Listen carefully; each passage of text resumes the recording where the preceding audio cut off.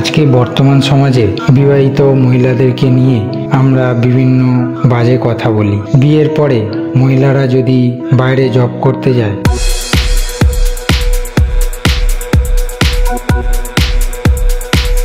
ছেলে শাশুড়িরা তাদেরকে বিভিন্ন গালিগালাজ করে। বিয়ের আগে মেয়েদেরকে ঘরে কাজ শেখানো হয় এবং বিভিন্ন রান্না বান্না শেখানো হয়, যাতে তারা শ্বশুরবাড়ি গিয়ে স্বামী ঘরের হাল ধরতে পারে।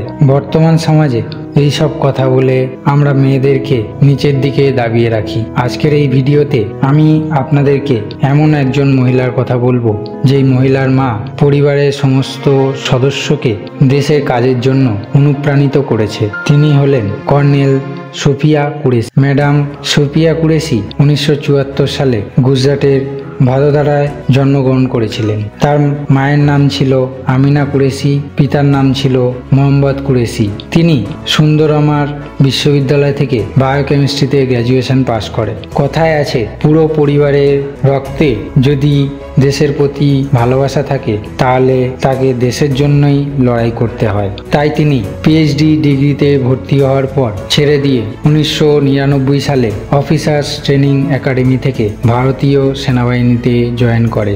এরপর তিনি তার জীবনে অনেক চ্যালেঞ্জিং অভিযান এবং গুরুত্বপূর্ণ সামরিক অভিযান পূরণ করেছে। যেমন ভারতীয় সিগন্যাল কর্পস সেনাবাহিনীর সামরিক যোগাযোগ ব্যবস্থার লিডার ছিলেন। এরপরে সাল 2016-তে তিনি থাইল্যান্ডে কর্নেল অফিসার থাকার সময় থাইল্যান্ডে অনুষ্ঠিত একটি সামরিক মহড়ার, যার নাম এক্সারসাইজ 18 এর 40 জন সেনাবাহিনী দলের নেতৃত্ব দিয়েছিলেন। সাল 2016-র আগে 2006 সালে তিনি জাতিসংঘের শান্তিরক্ষা মিশন কঙ্গোতে সামরিক পর্যবেক্ষক হিসেবে নেতৃত্ব দিয়েছিলেন। তিনি বিভিন্ন জঙ্গি দমন বাহিনীর সঙ্গে যুক্ত ছিলেন, জঙ্গিদেরকে দমন করার জন্য। নারীরা হয় দশভুজা, যেমন মা দুর্গা তার 10 হাত দিয়ে মহিষাসুরকে বধ করেছিলেন, সেই রকমই ম্যাডাম সোফিয়া কুরেশি তিনি হলো আমাদের দেশের দুর্গা। 2025 সালে মে মাসে কাশ্মীরের পেহেলগামে বিভিন্ন পর্যটকদের ওপর সন্ত্রাসীদের হামলা হয় এবং সেই হামলাতে অনেক পর্যটক মারা যায়। এই সন্ত্রাসীদের পাল্টা আক্রমণে ম্যাডাম সোফিয়া কুরেশি এবং ম্যাডাম ভূমিকা সিং পাকিস্তানের বিভিন্ন সন্ত্রাস শিবির ধ্বংস করেন।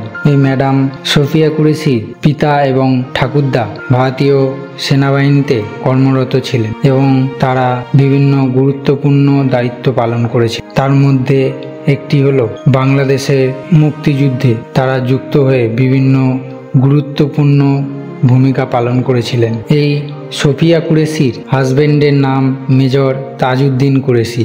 জানা গেছে ম্যাডাম সোফিয়া কুরেশির একটি পুত্র এবং কন্যা সন্তান রয়েছে। পুত্র এবং কন্যা সন্তান থাকা সত্ত্বেও তিনি কোনো চ্যালেঞ্জিং অভিযান থেকে পিছপা হয়নি কখনো।